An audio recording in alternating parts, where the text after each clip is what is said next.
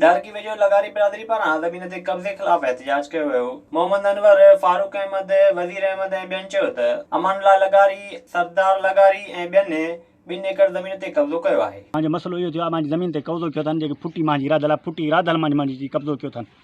जेकी ज़ाती ज़मीन मुंहिंजी आहे, हिन महिल ज़मीन मां छप्पर थिया अथनि। मुंहिंजा 4 भाउ गूंगा आहिनि, जेको मुंहिंजो कोई वही विहारिस न आहे। मज़लूम आहियूं, इन जी मुंहिंजी मदद कई वज़ीर आला सिंध। हुन चयो त राति देरि सां बासरनि ज़मीन ते हथियारबंद विहारे छॾिया आहिनि, जेकी खेनि अचण बि नथा ॾियनि। न पुलिस मदद थी करे, न को ॿियो ऑफिसर मदद थो करे।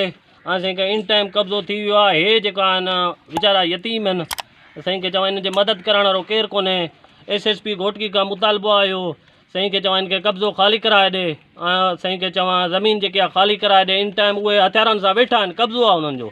लगार बिरादरी मुतालबो कयो त बासरनि मां जान जो ख़तरो आहे, ज़मीन तां कब्ज़ो ख़त्म कराए इंसाफ़ कयो वञे। विज़िट कयो अवामी आवाज़ मीडिया ग्रुप जी वेबसाइट awamiawaz.pk।